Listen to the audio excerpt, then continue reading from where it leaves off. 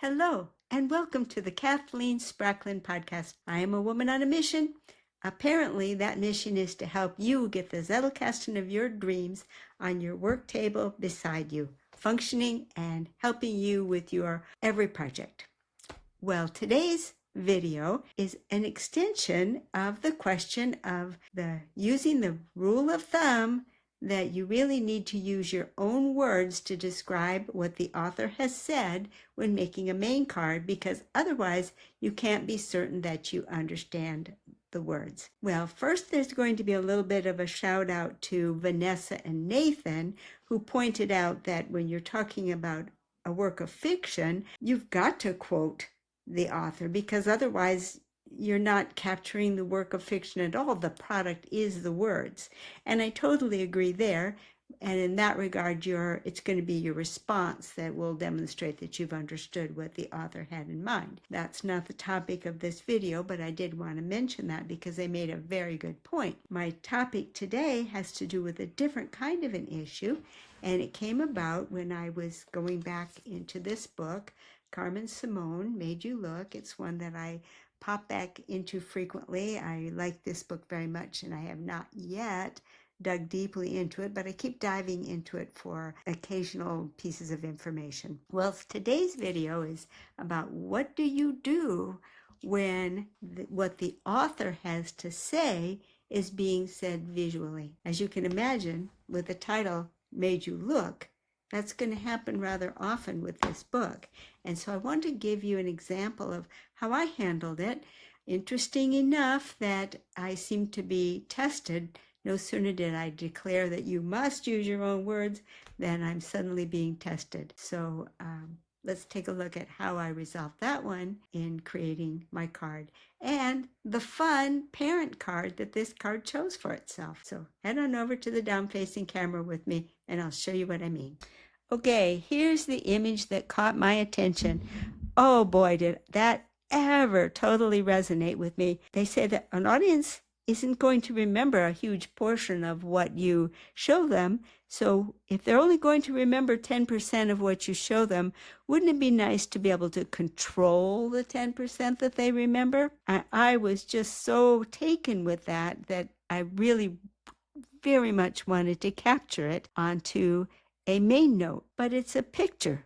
So how do you capture a picture onto a main note, especially if you're going to try to stick to the rule of thumb to express everything in your own words? Well, here's how I handled it, and I wanted to share that with you.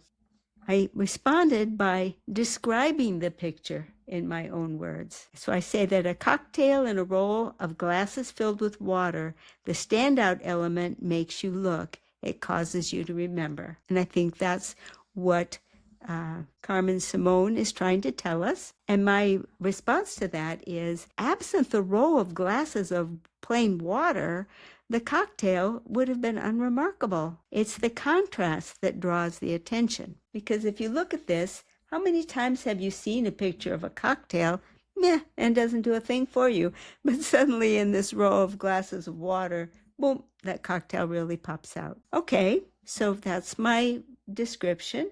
I did the reinterpretation in my own words. I've got my response, and I've got my tagline that says that the difference in a sea of sameness draws attention.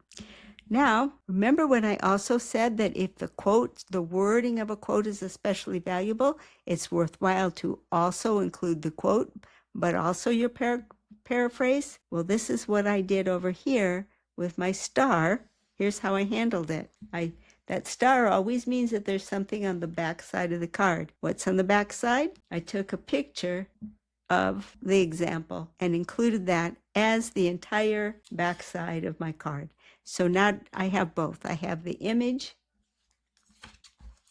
and I have my paraphrased description of it. So what do you think of that solution? And what solution would you use? Maybe some of you are excellent artists and could just simply sketch the picture. That's kind of something I would not be very good at. Now, for the fun of it, I was working with this card. I thought, okay, I've got a few minutes. Let me go ahead and place this card into my Zettelkasten. So I was looking at differences and sameness and draws attention. And under attention, I ran into a card that was about focus and how attention gets focused. And I thought, well, that's a very probable parent card for this one. So I went and pulled the drawer that card belonged to. And on the way to looking for that proposed parent card, this one popped out.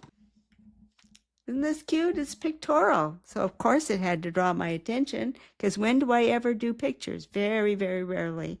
So here's an example of where I express pictorially my paraphrase of what Sertolanges was saying was a picture. That is a real rare thing for me. And I talked about in this picture someone who's heavily weighted with cares and is busy all the time, really relishes his rare hours of freedom and values them enormously over the one who seemingly has endless time. Well, it is a difference in contrast, but the fact of the matter is this card wanted this card for its parent. And the rule of thumb is that it does not have to tell you why it wants this card as its parent. I can intuit it because it's one of the rare pictorial cards in my system, but far be it from me to overrule its choice. So this card will be the parent to this one. Well, I hope this little video will be of help to you, and let me know in the comments, please, how you handle pictorial information when it occurs in your Zettelkasten. I would love to hear how different people handle the same situation. Talk to you later. Bye-bye.